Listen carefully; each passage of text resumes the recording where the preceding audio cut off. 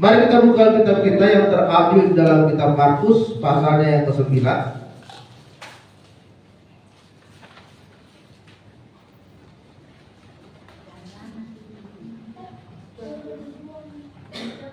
Kita akan baca dari ayat ke-22 sampai dengan ayat ke-24.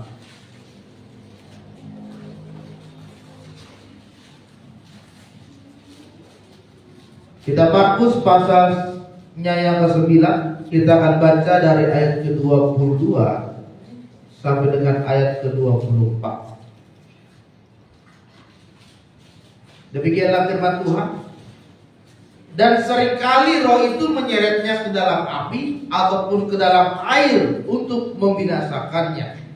Sebab itu, jika kau dapat berbuat sesuatu, tolonglah kami dan kasihanilah kami.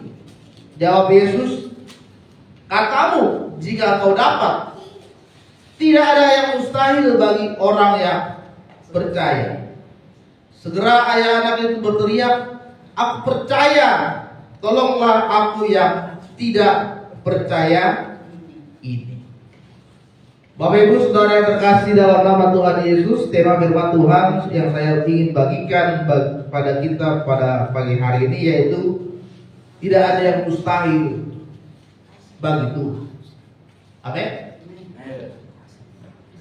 Pembacaan firman Tuhan menceritakan bagaimana seorang bapak, seorang ayah membawa anaknya ke hadapan Yesus karena anaknya itu sudah lama sekali mengalami kerasukan roh jahat. Karena kerasukan roh jahat itulah saudara, maka anaknya itu sering sekali mengalami kejang-kejang dan mulutnya sering keluar busa. Bagaimana roh jahat itu ingin membinasakan anak ini? Seringkali dia dibawa ke air supaya dia tenggelam, ataupun dia dibawa ke api agar dia mati terbakar. Karena sudah ada roh jahat di dalam diri anak ini dan ingin membinasakan itu. Tapi ketika suatu hari dia mendengar bahwa ada seorang pribadi yang dapat mengusir roh jahat bernama Yesus. Kemudian dia membawa anaknya itu bertemu dengan Tuhan Yesus, dan pada saat itu dia berseru kepada Yesus, Tuhan tolonglah, kasihanilah aku Tuhan, lihat anakku ini Bapak, dia kerasukan roh jahat, dia dilempar ke sana ke sini, dia digojak ke sana ke sini, dibawa ke air supaya ditenggelamkan, dibawa ke api supaya dia mati terbakar Tuhan. Lalu apa yang dikatakan oleh Tuhan Yesus? Yesus berkata, tidak ada yang mustahil bagi orang yang percaya. Saudara terkasih dalam nama Tuhan, di dalam Yesus dia sanggup melakukan apapun di dalam hidup saudara. Sudah dibuktikan di dalam kebenaran firman Tuhan, bagaimana Yesus bisa menyembuhkan orang sakit, bagaimana Yesus bisa melakukan mujizat, dia bisa meredakan badai, dia bisa membangkitkan orang yang mati. Tuhan Yesus sendiri 3 hari dalam kematian dia membangkitkan dan naik ke surga. Artinya Yesus sanggup melakukan apapun di dunia ini, dan dia juga sanggup melakukan apapun di dalam hidup saudara. Tapi ada banyak manusia saat ini yang masih kurang percaya kepada Tuhan Yesus. Ada banyak orang saat ini lebih mengandalkan kekuatannya sendiri. Dia coba sekuat tenaga, dia coba semampunya, dia coba gunakan kepintarannya, dia coba menggunakan kemampuannya, tanpa dia serahkan semuanya ke dalam tangan Tuhan. Sehingga dia mengalami yang namanya kegagalan, dan terus dia mengalami kegagalan. Padahal tadi Yesus berkata dalam kitab Markus bahwa tidak ada yang mustahil bagi setiap orang yang percaya kepada Dia. Hari ini kita melihat bersama-sama saudara. Kita harus punya keyakinan yang besar bahwa apapun yang terjadi di dalam hidup kita, setiap pergumulan yang terjadi di dalam hidup kita, ketika kita serahkan semuanya ke dalam tangan Tuhan, Dia, Yesus, Tuhan kita, sanggup menolong hidup kita. Amin. Amin. Pagi hari ini kita akan belajar bersama-sama apa yang membuat hidup kita tidak ada yang mustahil di dalam hidup kita dalam Tuhan. Hari ini kita mau belajar ada 3 hal yang membuat Tuhan melakukan setiap perkara yang besar, setiap sesuatu yang tidak mustahil di dalam hidup kita. Yang pertama yang harus kita lakukan adalah kita percaya bahwa kuasa Tuhan tidak terbatas oleh situasi dan keadaan. Ya. Seringkali kita membatasi kuasa Tuhan. Seringkali kita kehilangan kepercayaan pada saat situasi keadaan tertentu di dalam hidup kita. Misalkan kita sedang sakit, ya. Kemudian mungkin sakit ini sangat lumayan cukup berat, lumayan sangat parah. Kemudian karena sakit ini saudara dengan situasi yang ada, kadang kita seringkali ragu apakah kita bisa sembuh dari sakit yang kita alami. Ada banyak orang masih meragukan Tuhan. Tuhan, apakah saya bisa sembuh dari sakit saya? Dia kena kanker, dia kena tumor, dia kena sakit apapun, dia kena jantung atau apapun. Dan itu yang membuat dia ragu apakah saya berdoa, saya berharap, saya minta kesembuhan, apakah Tuhan bisa menyembuhkan saya? Kadang-kadang saudara, kita terbatas kita membatasi kuasa Tuhan bekerja di dalam hidup kita masing-masing. Karena kita masih ragu akan kuasa Tuhan.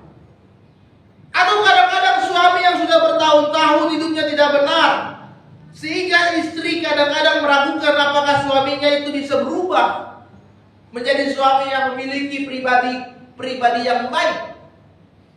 Sudah berdoa setiap hari, setiap malam supaya suaminya bertobat, tapi tetap terus tidak bertobat.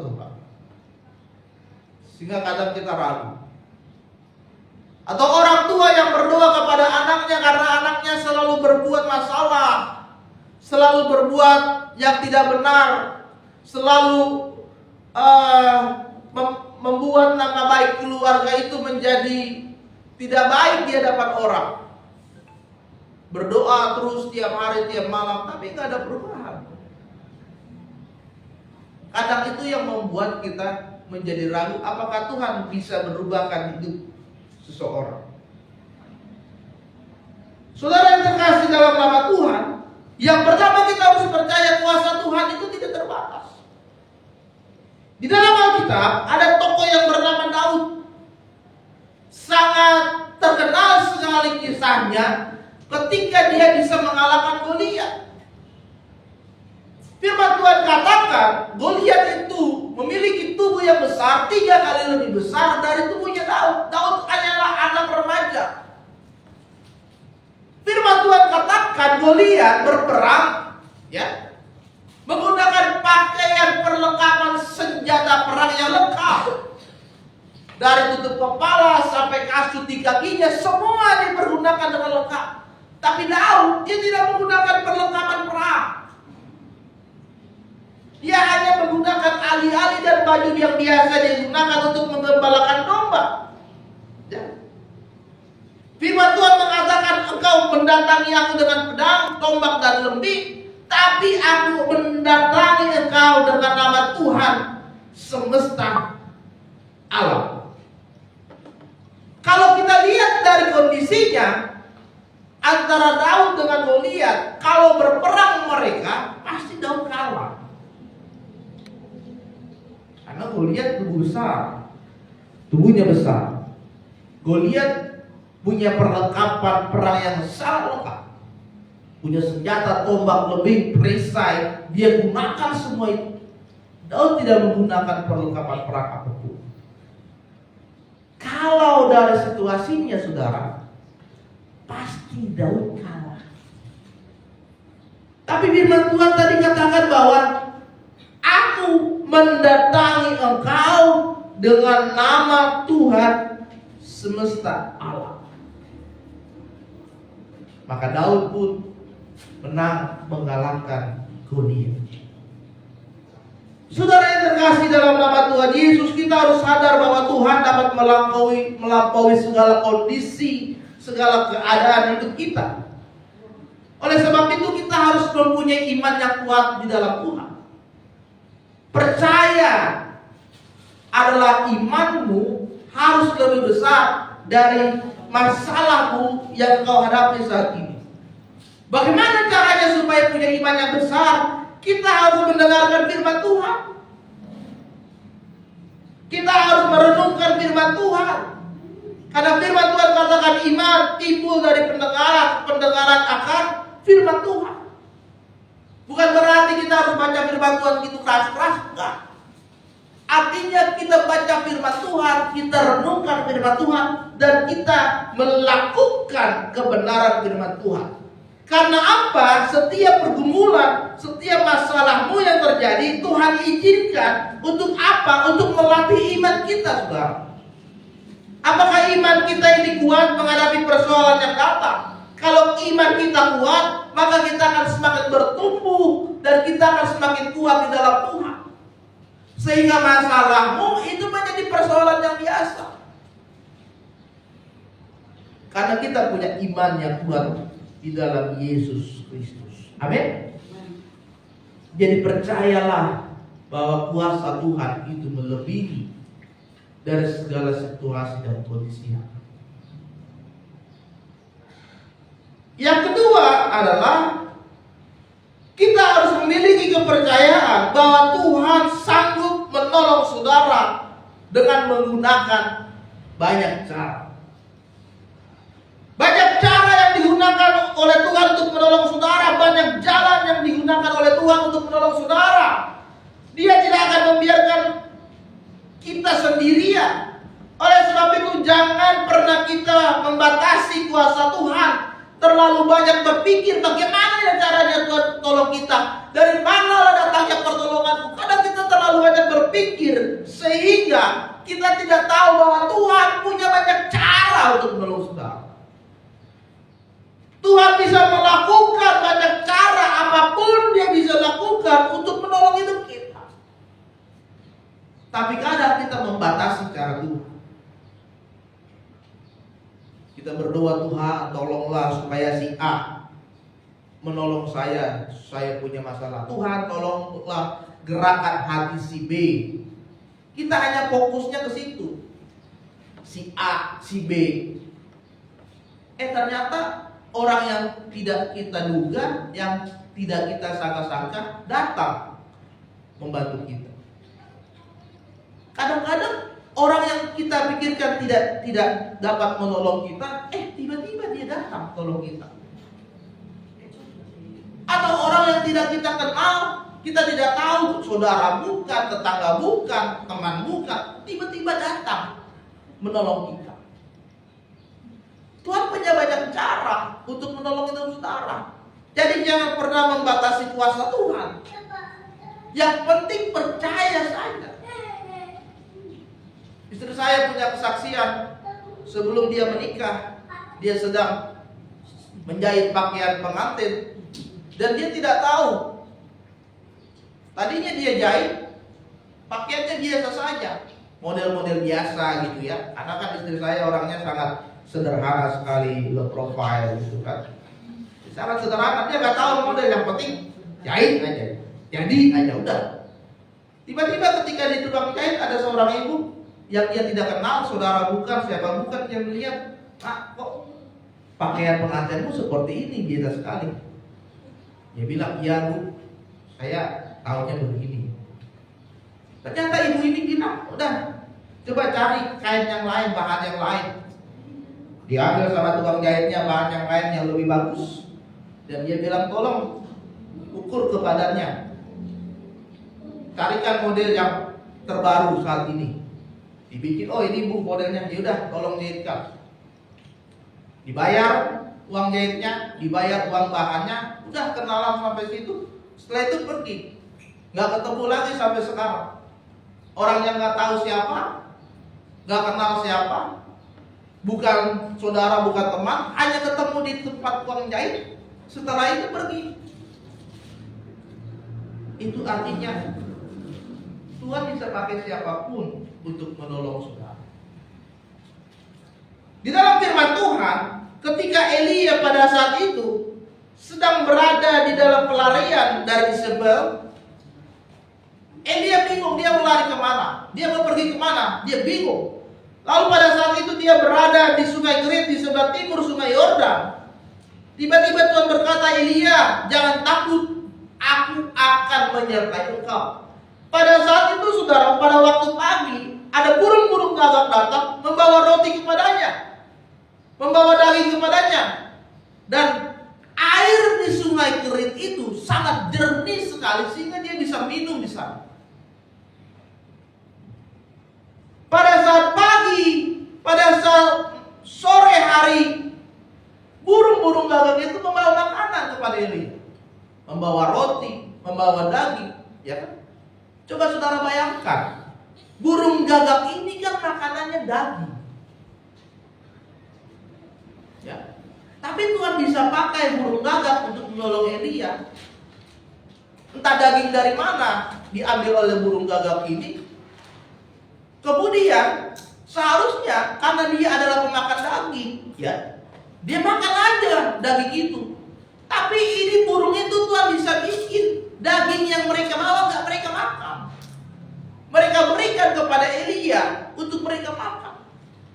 Burung bawa roti, mereka tidak makan. Mereka bisa berikan kepada Elia, dan itu mereka berikan pagi dan sore hari. Kalau kita berpikir secara logika, ya nggak mungkin bisa lah. Kan burung gagak memakan daging, tapi Tuhan bisa melakukan apa yang tidak mungkin menjadi mungkin. Dan Tuhan bisa melakukan banyak cara untuk memberkati dan menolong hidup saudara. Jadi jangan pernah membatasi kuasa Tuhan. Jangan pernah saudara membatasi iman saudara. Yang penting adalah berdoa, berharap sungguh-sungguh akan kuasa Tuhan. Dan lihatlah bagaimana Tuhan bekerja untuk menolong hidup saudara. Jangan pernah ragu. Jangan pernah saudara menganggap bahwa Tuhan kita itu biasa-biasa saja. Kita punya Tuhan yang luar biasa, Tuhan yang hebat. Yesus itu Tuhan yang penuh dengan kuasa di dalam hidup kita. Amin. Dan yang ketiga saudara, yang harus kita lakukan, bahwa kita harus percaya bahwa Tuhan punya waktu yang terbaik di dalam hidup kita. Tuhan punya waktu untuk menolong saudara. Tuhan punya waktu untuk mengabulkan doa saudara. Bukan berarti Tuhan tidak mau, bukan berarti Tuhan tidak mampu menolong saudara, tapi ada waktunya Tuhan, perkiraannya Tuhan. Disitulah yang tepat Dia akan memberikan pertolongan dalam hidup kita. Makanya waktu kita ini bukan waktunya Tuhan. Kadang kita berpikir, Tuhan tolong aku saat ini juga. Tapi Tuhan gak tolong, berarti itu bukan waktunya Tuhan. Tuhan tolong, minggu depan kontrakan saya sudah habis. Kalau tidak saya akan diusir dari rumah. Ternyata minggu depan gak ada pertolongan. Berarti itu belum waktunya Tuhan di dalam hidup saudara. Ya. Pada waktu itu saudara, Maria dan Marta adalah kakak dari Lazarus. Mereka datang kepada Yesus dan berkata, Tuhan tolong adik kami ini sedang sakit. Ya. Tolong mampirlah ke rumah kami, doakanlah adik kami supaya dia tidak sembuh dari sakit. Tapi ternyata Yesus tidak datang ke rumah mereka. Sengaja 2 hari Yesus berada di tempat itu, tapi dia tidak datang mengunjungi Lazarus, adik dari Maria dan Marta. Kemudian akhirnya meninggal Lazarus ini. Lalu Yesus datang ke rumah mereka dan mereka berkata, Tuhan, adik kami sudah meninggal. Seandainya saja waktu itu engkau datang, mungkin dia tidak akan meninggal, dia akan sembuh dari sakitnya. Itu waktu manusia. Ya. Mereka berpikir waktunya Tuhan ya pada saat dia menyembuhkan adiknya yang sakit itu, Lazarus. Tapi waktunya manusia pada saat mereka menyembuhkan adiknya yang sakit. Tapi itu bukan waktunya Tuhan. Ketika Yesus datang dan mendapati bahwa Lazarus sudah mati dan mereka berkata, Tuhan, adik kami sudah meninggal. Lalu Yesus berkata, bawa saya ke kuburannya Lazarus. Dan ketika itu dibawalah Yesus ke sana dan Yesus berkata, hai Lazarus, bangun dan bangkitlah engkau dari kematian. Tiba-tiba saja saudara, pintu kuburan itu terbuka dan tiba-tiba Lazarus bangun dan dia bangkit dari kematian. Itulah waktu Tuhan. Ya. Itulah waktu Tuhan di dalam hidup kita. Bagaimana Lazarus yang dipikir oleh orang-orang pada saat itu bahwa Yesus sanggup menyembuhkan segala penyakitnya. Ternyata Tuhan punya waktu bahwa Lazarus bukan cuma sembuh, tapi dia bangkit dari kematian. Kalau hanya pada saat itu Lazarus disembuhkan dari sakit, ya semua orang sudah menganggap itu hal biasa. Karena Yesus juga melakukan mujizat-mujizat yang lain. Tapi ketika orang melihat bahwa Lazarus bisa bangkit dari kematian, maka takjub dan heranlah mereka. Dan ternyata Yesus itu adalah Tuhan yang bisa membangkitkan orang dari kematian. Dan semakin percayalah orang kepada Yesus pada saat itu waktu Tuhan.